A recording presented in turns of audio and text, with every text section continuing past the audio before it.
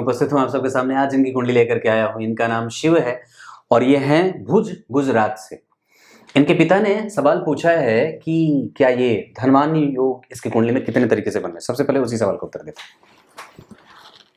लग्न के अधिपति का लाभ में जाना, मंगल के साथ बैठना, व्यापार से व्यक्ति धन कमाता है, ये महाधनी योग लगेगा, यह धनवान योग है। धन भाव के अधिपति का लाभ में जाना, यह धनी योग है। पराक्रम भाव के अधिपति का पंचम में जाना, चंद्रमा के साथ बैठना, दशम स्थान, व्यापार से और खुद के व्यापार से व्यक्ति यश, कीर्ति, मान, सम्मान, पद, प्रतिष्ठा, गौरव, प्रभाव और प्रभुता अर्जित करता है।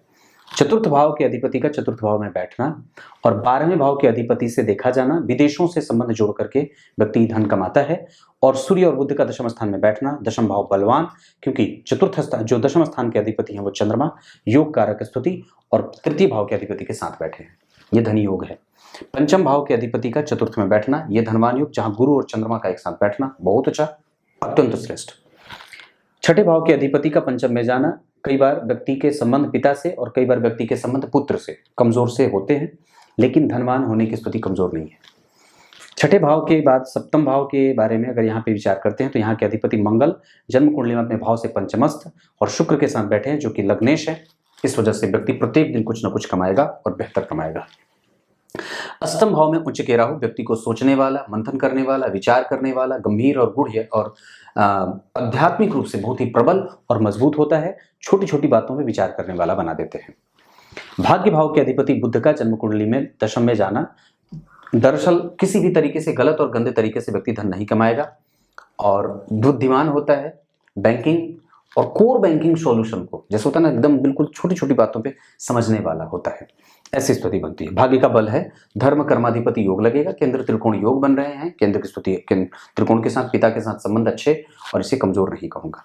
दशम भाव बलवान, क्योंकि दशम भाव के अधिपति गुरु के साथ बैठे हैं और साथ ही साथ वो छठे भाव के अधिपति के साथ बैठे हैं, तो कार्य क्षेत्र में थोड़ी बहुत प्रतियोगिता गुरु की दशा में, राहु की दशा में और चंद्रमा की दशा में संभव है, ये एक सामान्य बात होगी। एकादशवें भाव के अधिपति जो बनेंगे वो सूर्य बनेंगे, वो दशम भाव में आ रहे हैं, ये महाभाग्यशाली योग होता है। बुध के साथ बैठे हैं जो कि लाभ के भाग्य के अधिपति हैं, तो लाभ भाव के अधिपति का भाग्य भाव के अधिपति के साथ बैठना, ये सबसे ज्यादा अच्छा योग बना। नवमांश कुंडली में लग्न के अधिपति का पराक्रम में जाना, शुक्र और बुध का, दाम्पत्य को लेकर के व्यक्ति बहुत ज्यादा संतुलित नहीं होता है, थोड़ा लुंज-पुंज होता है, काम पे ज्यादा फोकस करता है। मंगल, राहु और शनि का बैठना जबरदस्त और बहुत ही साहसिक नेचर का होता है।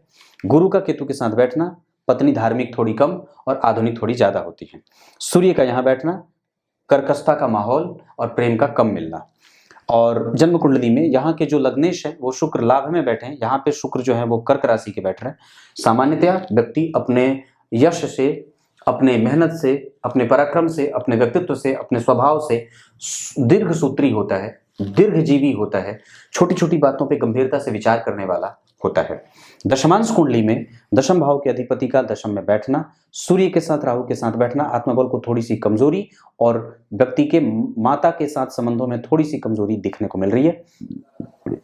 पर सुख है विदेश का ज्यादा, बाहर जाकर के भी काम, विदेशों से जोड़ करके काम और अंतरराष्ट्रीय स्तर पे एक ऐसे ब्रांड का मालिक बन जाना जहां उसकी परख बहुत ही ऊंचे लेवल पे होती है, ऐसी स्थिति बन रही है। बुध नीच के बैठे हैं, व्यापार के कारक होते हैं, जो इस कुंडली में 12वें भाव के अधिपति हैं। इस कुंडली के लिए कारक भी होते हैं, राजयोग की भांति परिणाम करते हैं, जो कि दशमांश कुंडली में नीच के हो रहे हैं, धन भाव के अधिपति होकर के। बचा पाना थोड़ा मुश्किल होगा, व्यक्ति खर्चीला होता है और भोगी प्रवृत्ति का भी होता है। यहाँ पे केतु का बैठना अनुभव बहुत बढ़िया, मंगल और बुध का बैठना व्यक्ति छोटी छोटी बातों पे विचार करे और धन को सही जगह पे इन्वेस्ट करे और सही जगह पे लगाए, बहुत ही गंभीरतम स्थिति को प्राप्त करने वाला होता है धन को लेकर के। अब आइए मैं आपको इनकी सबसे पहले इनकी कुंडली का पंचांग आपको बता देता हूँ, बाकी तो चीजें मैंने बता रखी हैं। श्रावण, और ये भुज गुजरात की कुंडली है, आषाढ़ माह में जन्मे हैं, तो भद्र पुरुष की भांति व्यक्ति का पैर जो है वो गंभीर होता है और जहां खड़ा हो जाए वहां कोई टिके नहीं। दक्षिणायन में जन्मे होने से आत्मबल कभी कभी कमजोर होगा, वो अंदर से डरा हुआ महसूस करेगा पर सामने वाले को पता नहीं चलने देगा। वर्षा ऋतु में जन्मे होने के कारण विचार हमेशा बनते रहेंगे। कृष्ण पक्ष में जन्मे होने से वाणी थोड़ी कठोर होगी और रौबदार होगी। तृतीया तिथि के चंद्रमा शुभग्रह होते हैं, धन की आवक हमेशा बनी रहती है। सोमवार के जन्मे होने से झगड़ालू नहीं होगा, शांतचित्त होकर के अपने काम को लेकर के आगे रहने वाला अग्रणी होता है।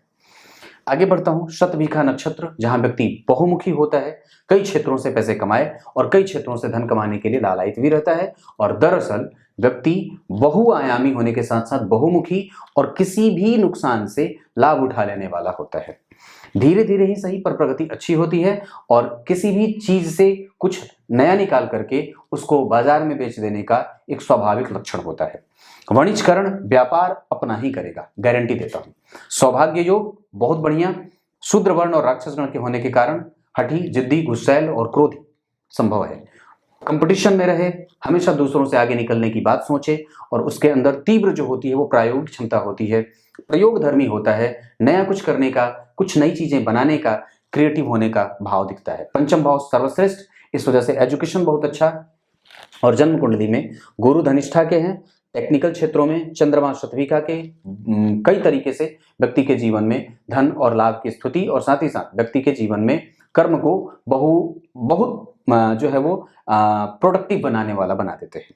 सूर्य पुष्य नक्षत्र में ये व्यक्ति के जीवन में नौकरी के लिए नौकरी पैदा करने वाला बना देते हैं, क्योंकि दशम स्थान सर्वाधिक बली होगा और दशम स्थान के अधिपति त्रिकोण में आ रहे हैं, ये सबसे ज्यादा अच्छी स्थिति होगी। 12वें भाव की स्थिति जन्म कुंडली में, 12वें भाव के अधिपति बुध जन्म कुंडली में आकर के दशम में बैठ रहे हैं, विदेशों से जोड़ करके मैंने बात कही थी, ये स्थिति अच्छी बन रही है। लग्न भी शाखा का बना है, ये व्यक्ति को 24 भुजाओं का या 22 भुजाओं का बना देता है, जहां वो एक साथ मल्टीपल टास्क प्ले करता है और कई तरीके के कारोबार में उसकी उंगलियां उलझी रहती हैं और इस वजह से वो एक साथ कई जगह से धन कमाने में अग्रणी भूमिका में देखा जाता है। सोशल स्टेटस बहुत बढ़िया, मजबूती से पांव जमा करके खड़े होकर के काम करने वाला, धन कमाने में कभी भी कोई कमजोरी नहीं। एक बात और बताता हूं, दरअसल नवांश कुंडली में शनि मंगल राहु का बैठना ये सबसे ज्यादा अच्छी बात होती है। तो ये भी बात कह रही है ये कुंडली कि दाम्पत्य को लेकर के थोड़ा सावधान होने की आवश्यकता भी होगी। जहां व्यक्ति की कुंडली में मंगल और शुक्र उसको कई बार भोगी प्रवृत्ति का बना देंगे, कामेक्षा बहुत ज्यादा बढ़ जाती है और धन को लेकर के कई बार व्यक्ति के घमंड की स्थिति आ जाती है। ये बात भी देख रहा हूं, अनुभवी है, इस वजह से उसका भी घमंड उसे होगा, थोड़ा भोगी प्रवृत्ति का हो सकता है। 0 पैसे लगा करके कैसे 100 रुपए निकालने हैं, ये इसको बहुत अच्छे तरीके से आता है, यह आएगा। शनि चतुर्थ स्थान में बैठे हैं, स्वग्रही होकर के, वर्गोत्तम तो नहीं है, पर हाँ इतनी बात है कि हर जगह वो केंद्र त्रिकोण के योग बना रहे हैं। तो इस कुंडली में शनि अभी वर्तमान में जातक को एक गले में लाजवर्त धारण कराने की आवश्यकता है और मैं समझता हूं कि घर में गणेश जी की पूजा आवश्यक है, जैसे शुक्ल पक्ष की चतुर्थी तिथि का व्रत या फिर गणपति अथर्वशीर्ष का पाठ या गणेश संकट नाशक स्तोत्र का पाठ, ये आवश्यक है। और मैं जहां तक समझता हूं कि इनकी कुंडली के आधार पर व्यक्ति की कुंडली का दशम स्थान सबसे बली है, उसके बाद जन्म कुंडली का पंचम स्थान बली है, यश, कीर्ति, राजनीति और कई तरीके से सबको प्रभावित करने वाला, इसके ऊपर कई लोगों का घर चले, ऐसी स्थितियां बनती हैं।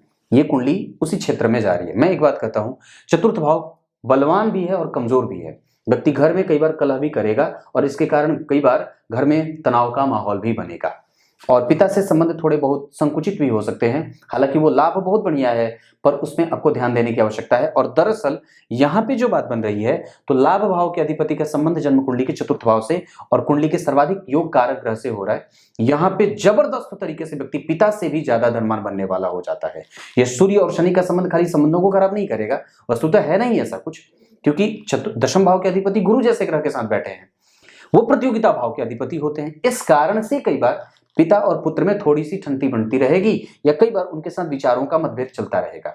लेकिन जहां तक बात हम प्रोग्रेस की करते हैं, तो ये पिता के लिए भी, माता के लिए भी, घर परिवार के लिए भी, संतान के लिए भी, सुख के लिए भी, संपत्ति के लिए भी, कुटुंब के लिए भी भाग्यशाली साबित होता है। और इसके आने के बाद तुरंत ही कई सारी चीजें लगातार हो जाती हैं, जहां लाभ के संकेत, ये ऐसी स्थितियां बन रही हैं।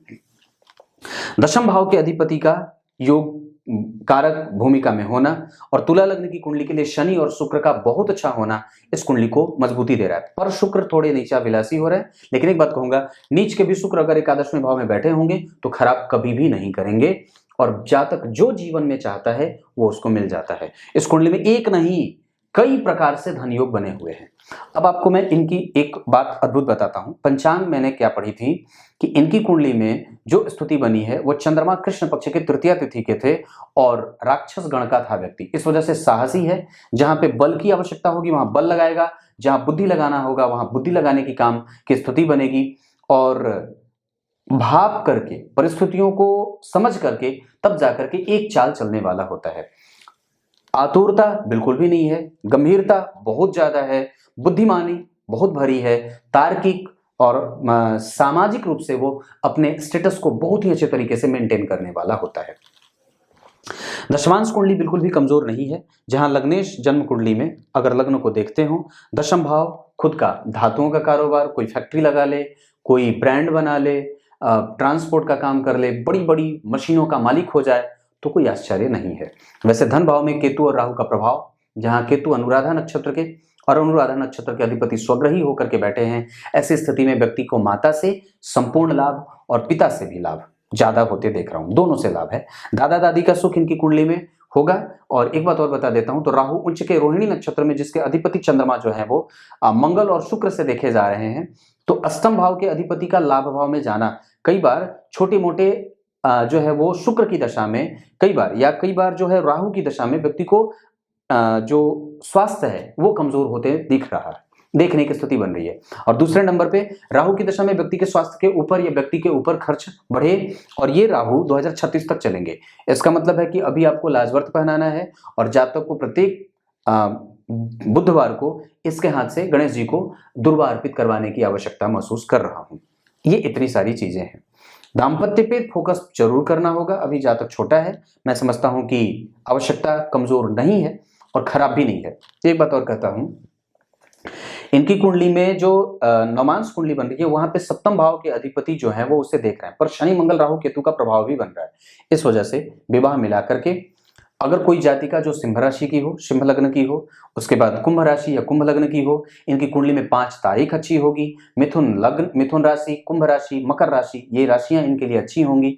धन कमाने के लिए जातक अगर जाना चाहता है तो पूर्व दिशा या फिर पूर्व दिशा ही कहूंगा मैं सबसे ज्यादा। अगर ये धन कमाना चाहते हैं तो पूर्व दिशा की तरफ जाने की आवश्यकता ज्यादा महसूस हो रही है, या फिर वायव्य कोण बहुत बढ़िया रहेगा, मतलब उत्तर और पश्चिम, इस दिशा में आप जा सकते हैं। ये आपकी कुंडली है। कुंडली ठीक बनी है, पर यह कुंडली कमजोर कैसे हो सकती है? ये कुंडली कमजोर इस मामले में हो सकती है कि कई बार व्यक्ति जो है वो सरकार से जुड़ करके काम करना चाहता है, हालांकि उसको लाभ भी होता है, पर कई बार उसको नुकसान भी उठाना पड़ता है।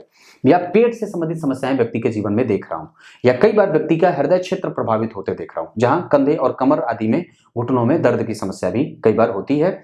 माता अगर कोई भी अनुशासित इनसे काम करवाएंगी तो ज्यादा बढ़िया रहेगा।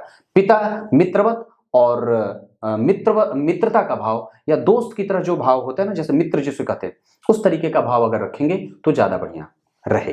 ये कुंडली इस तरीके से आगे बढ़ेगी। अभी मैं समझता हूं कि 2036 तक लाजवर्त धारण कराना चाहिए। उसके बाद गुरु की दशा आएगी, जहां व्यक्ति साहस करेगा, बल भरेगा, मेहनती और मेहनत करके यश और कीर्ति जो है वो समाज में स्थापित करेगा। पंचम भाव सबसे ज्यादा बढ़िया बना है, इसकी कोई काट ही नहीं है, ये बहुत अच्छी बात है। मैं समझता हूं कि इनके विवाह को लेकर के आपको थोड़ा सा जो है वो विचार करना होगा, उस समय ही कुंडली मिलाने की आवश्यकता होगी। वैसे ये जातक चंद्र कुंडली से मांगलिक होगा, लग्न कुंडली से मांगलिक नहीं है। राशि जो है वो कुंभ की है। हनुमान चालीसा इनको पढ़ाते सुनाते रहना चाहिए, बस इतनी सी बात है। कभी कभी अभिषेक वगैरह कर लेना चाहिए, राहु की दशा है। दुर्गा सप्तशती का पाठ वगैरह, या घर में चतुर्थी का व्रत मैंने कहा, और गणेश जी का पूजन विधिवत चतुर्थी को करिए, इतनी सी बात है।